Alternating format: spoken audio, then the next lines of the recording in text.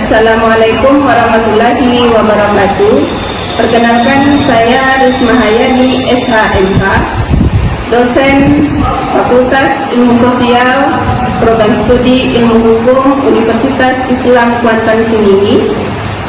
Saya adalah pengampu mata kuliah Hukum Perdata dengan kode mata kuliah HK 9201.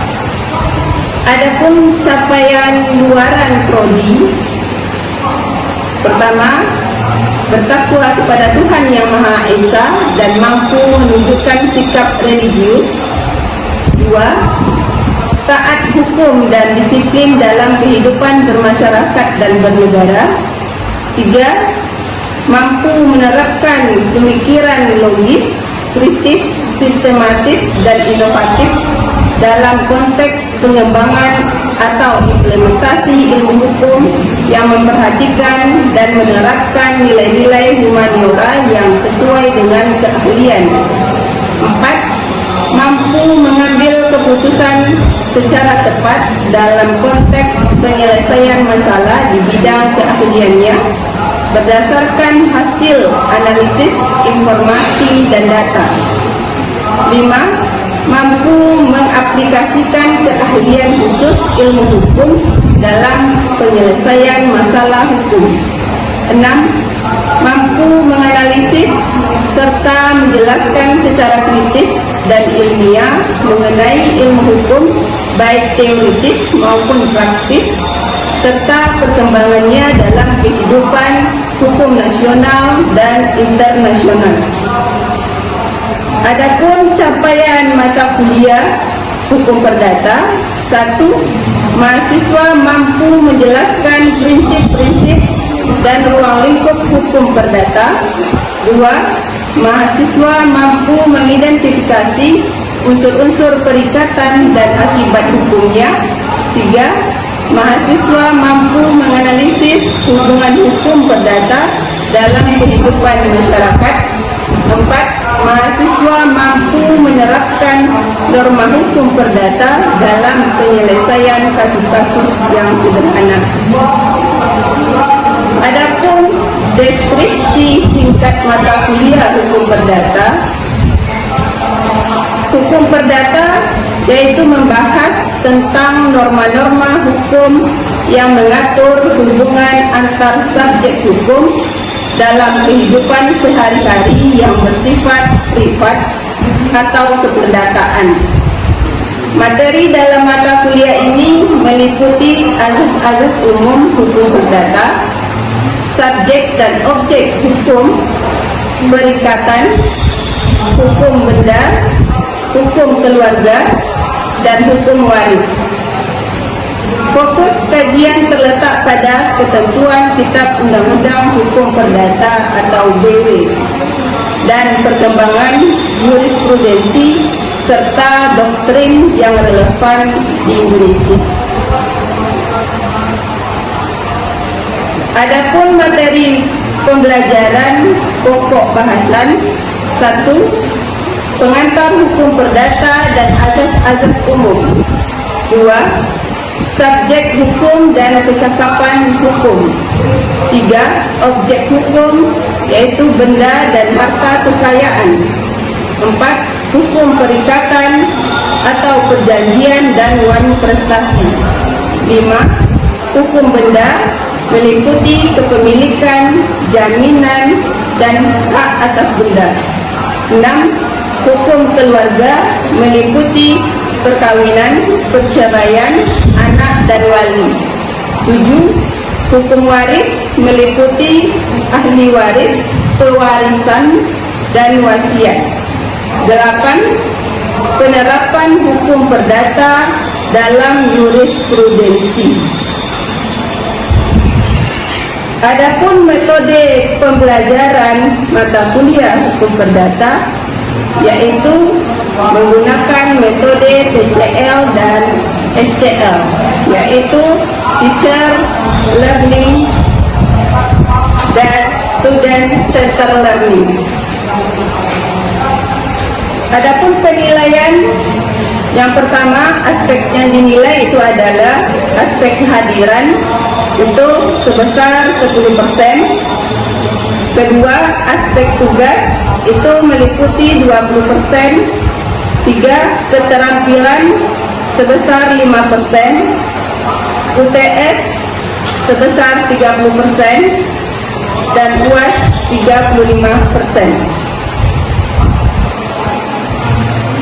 Adapun teknik dan indikator di dalam mata kuliah hukum perdata, yaitu di mana mahasiswa dalam menjelaskan hukum perdata itu mengenai teori-teori, kemudian konsep. Salah satu indikatornya itu adalah ketepatan di dalam menjelaskan tentang pengantar hukum perdata. Kemudian ketepatan dalam menggunakan konsep dan teori yang berhubungan dengan hukum perdata.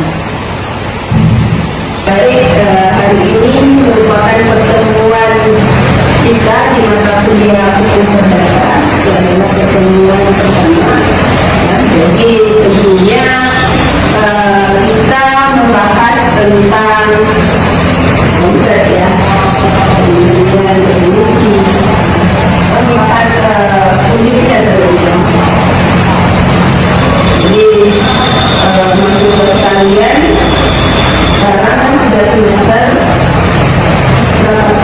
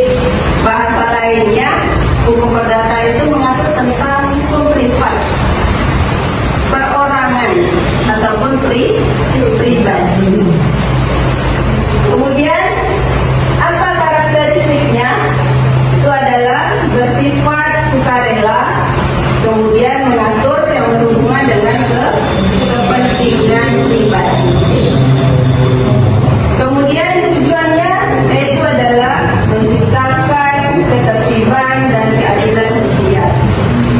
Karena tujuan hukum itu memang tidak lain dan tidak bukan untuk menciptakan ketertiban dan keadilan di dalam kehidupan masyarakat, bangsa dan negara. Sampai di sini paham? Kalau paham kita lanjutkan sumber hukum perdata. Mungkin di mata kuliah pengantar ilmu hukum sudah belajar sumber ya. Sumber hukum secara umum. Ya sudah? Sudah. Nah, salah satunya bisa menjelaskan apa saja sumber hukum yang saudara ketahui. Apa? Undang-undang dasar. Apa lagi? Pancasila. Apa lagi?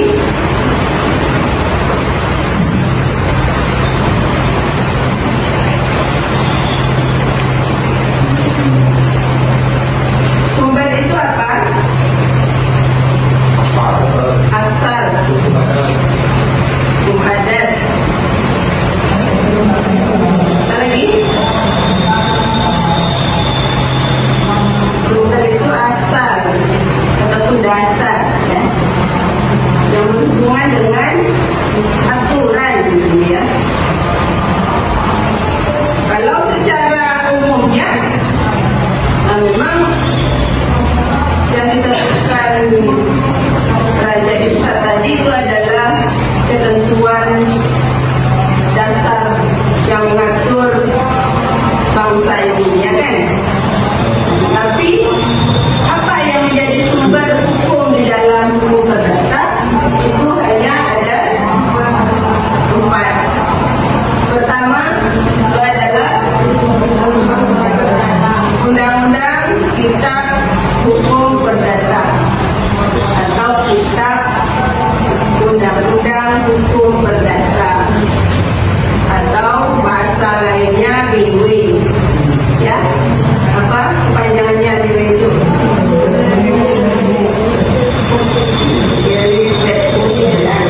Atau BW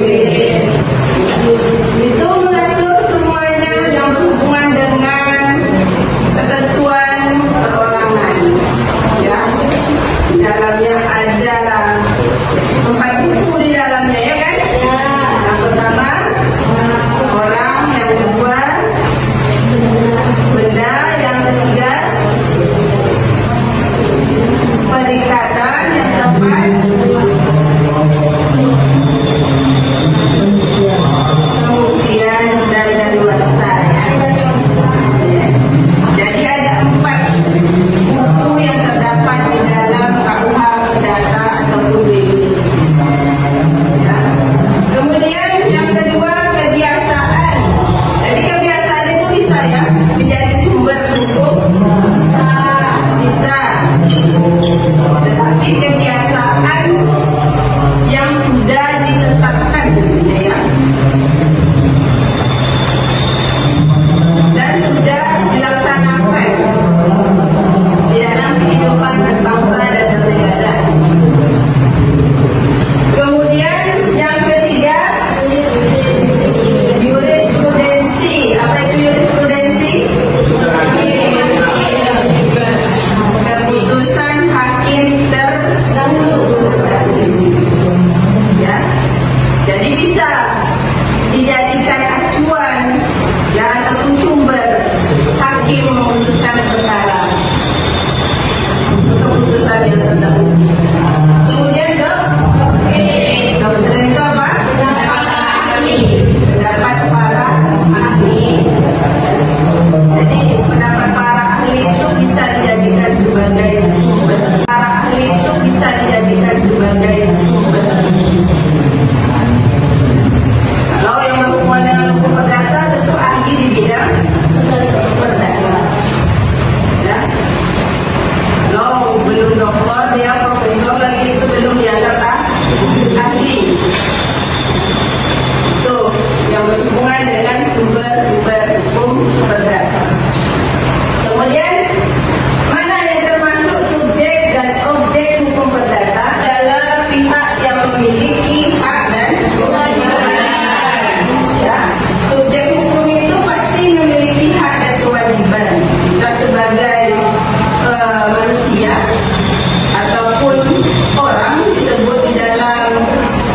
undang-undang ya tentu memiliki hak dan kewajiban. Ya. Mana yang termasuk subjek hukum tadi itu adalah manusia dan badan hukum. Ya. Natural person dan lex person. Kemudian objek hukum. Objek hukum itu apa saja yang termasuk objek hukum? Itu adalah segala sesuatu yang berguna tentunya bagi subjek hukum. Apa yang berguna bagi orang atau bagi manusia? Tentunya adalah benda. Ya. Benda itu terdiri dari ada bergerak dan tidak bergerak. Dan apalagi itu yang berhubungan dengan hak kekayaan. Hak kekayaan itu intelektual. Ya. Itu termasuk kepada objek hukum perdata. Perdata. Jadi hukum perdata itu batasannya mana? Atau batasan-batasan yang diatur dalam hukum perdata itu apa-apa saja?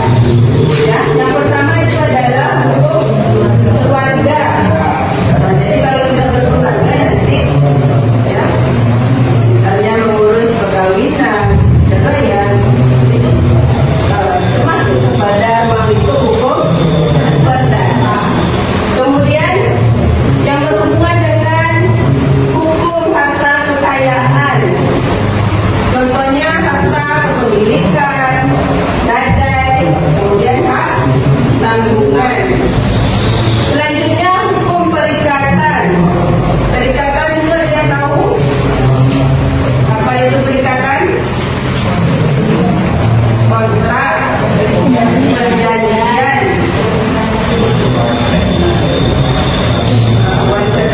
investasi itu kalau ingkar janji ya, kalau tidak melaksanakan sesuai perjanjian.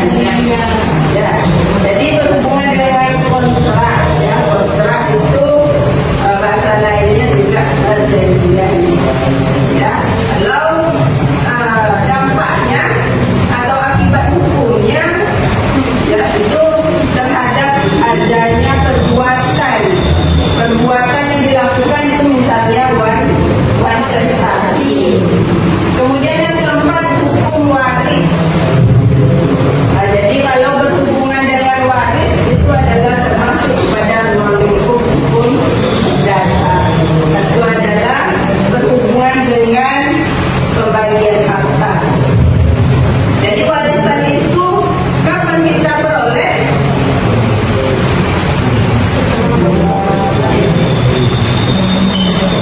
Setelah pewaris meninggal, ya, itu baru warisan namanya. Ya. Dan itu juga wasiat, ya. Wasiat itu muncul apabila orang yang mewasiatkan itu meninggal. Kalau masih hidup dia bukan termasuk wasiat. Ya. Itu ruang lingkup hukum perdata. Kemudian perbedaan hukum perdata dan publik. Ya, jadi sudah dijelaskan tadi hukum perdata itu berhubungan dengan individu, ya, kemudian ada badan hukum. Sedangkan publik itu mengatur tentang negara, selain individu juga mengatur tentang negara, kepentingan pribadi.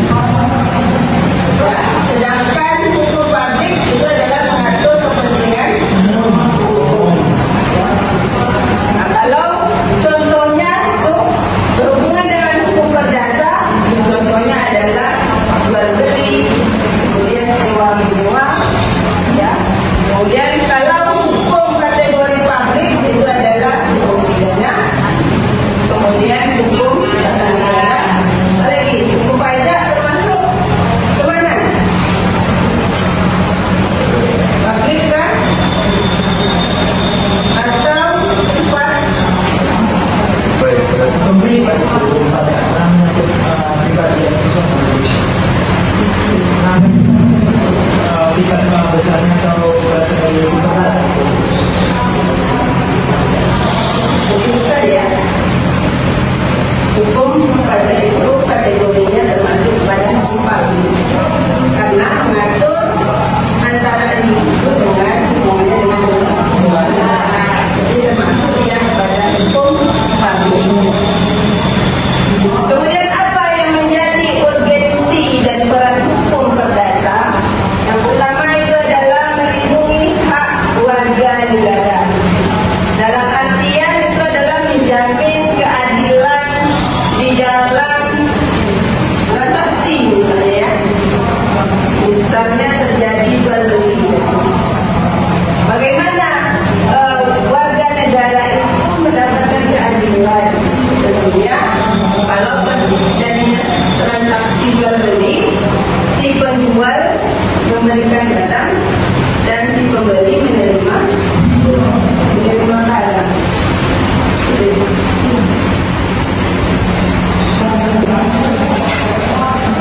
Dan tidak mendapatkan barang selain membayar. Ya. Kemudian menciptakan ketertiban, ya. Artinya dengan adanya aturan ataupun undang-undang tentunya akan adanya kejelasan ya ataupun masyarakat dalam melakukan interaksi sosial itu lebih dimudahkan karena adanya ketentuan-ketentuan yang mengatur. Kemudian mendorong pembangunan. Mendorong pembangunan itu adalah tujuannya untuk menciptakan kepastian hukum. Ya. Kepastian hukum dalam hal apa? Tentunya warga negara mendapatkan haknya, ya kan? Di dalam melaksanakan ya, hak dan kewajiban warga negara. Kemudian kesimpulan ya. Jadi bisa disimpulkan dari penjelasan itu tadi materi mata kuliah hukum perdata. Yang pertama itu adalah memahami esensi hukum perdata. Jadi hukum perdata itu apa tujuannya? Ya. Kemudian mengenali sumber dan ruang lingkup hukum perdata. Dan yang ketiga, membedakan hukum publik dan hukum perdata. Yang keempat itu adalah menyadari urgensi di dalam kehidupan, yaitu bermasyarakat, berbangsa, dan bernegara. Jadi itulah materi yang bisa disampaikan pada pertemuan hari ini. Oke, sebelum kita tutup, kita lakukan sesi tanya jawab terlebih dahulu. Mungkin ada pertanyaan atau belum paham terhadap materi yang sudah disampaikan. Mungkin berhubungan dengan ini masalah hukum pajak tadi. Ya. Hukum pajak itu kan induk hukumnya setahuan saya berhubungan hukum perdata ya. Atau pidana atau hukum setahuannya kan hukum perdata. Turunannya kayak hukum dagang, hukum pajak. Kenapa kalau kita tarik ke hulu ya, ke hulu yang gitu, kenapa pakai hukum ya kan masuk hukum publik? Padahal kuncinya induk hukum dari pajak itu adalah hukum perdata ya. Karena di dalam hukum pajak itu tidak hanya mengatur orang, tetapi ada hubungannya dengan